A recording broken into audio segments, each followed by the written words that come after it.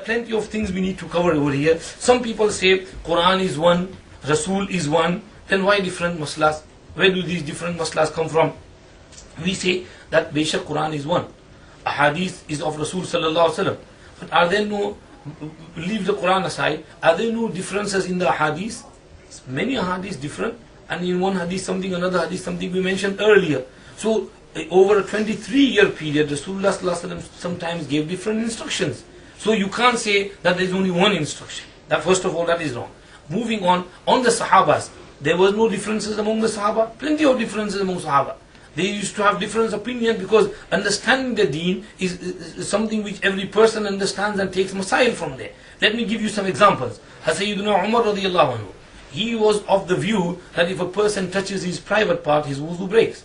But other ulama like Ali, Hazrat Abbas, Abdullah ibn Abbas and others, Hazrat Ali, Abdullah ibn Abbas and others, they said no, Sa'd ibn Waqqas, that if you touch your penis, your wuzu will not break. So there is that difference of opinion among them. And the majority of the ulama and the Sahaba are of the second view, that your wuzu does not break, because there is ijtihad. Some people say you can't leave Sahih Hadith, you have to follow Sahih Hadith. We say that no, sometimes you have to leave Sahih Hadith. Sahaba used to leave Sahih Hadith. Over here in this masla, Mastud Zakar, Sahaba were told by Busra bint Abi Safwan, she narrated from Rasulullah sallallahu alaihi wasallam that he said, Man massa zakarahu falyatawadda, who touches his private part, then he should perform wudu. So a Sahaba said no. We have other hadith from Talq ibn Ali radiallahu anhu. He said that your wuzu does not break. Hal huwa illa bad'atun minka. It is only a part of your body, like your finger, like your nose. If you touch your nose, your wuzu doesn't break. So if you touch your private part, your wuzu doesn't break. So he said that we heard this. We it was a common masla. So we do not take your hadith. We take this other hadith. So Sahaba sometimes they knew which hadith to take. They knew the halal. So that is why they had the difference of opinion. Many masail. Abdullah ibn Umar radiallahu anhu said, performing wudu with sea water is makruh. But the other Sahaba said, no, if you are in the sea, you need to perform wudu with the sea water, the salty water. It's allowed. If you are on a beach, you want to do wudu with that and pray your namaz on the beach. There is no harm in there. But Abdullah ibn Umar used to say it's makruh to do wudu with the sea water.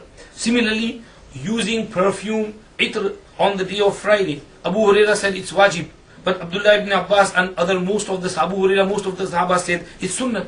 Similarly, if something has been cooked on fire and you eat that, then some Sahabas were of the opinion that your wuzu breaks and you have to do your wuzu again, like Abu Huraira, Anas, Abdullah ibn Umar, Aisha. But other Sahabas, most of them, they said no, your wuzu doesn't break by eating something. Jabir ibn Abdullah narrates that Rasulullah sallallahu alaihi wasallam ate some cooked food, and then it was time for salat, he got up and he led the salat without doing wuzu. So your wuzu doesn't break because of that hadith. So Sahabas have the differences of opinion. This is research. Difference of opinion is in all fields. So you can't take the argument and say that Qur'an is one, Rasul is one, so why different masail? No. So there is difference of research, opinion, so there is no harm in there. We say that what is your mazhab? You are non-muqallid. Tell me, is there any ikhtilaf in your non-muqallid imams or not? Plenty of ikhtilaf. Plenty of ikhtilaf, more than the muqallidins. You go, Nawab Siddiq Hasan will say something else, Wahidul Zaman will say something else.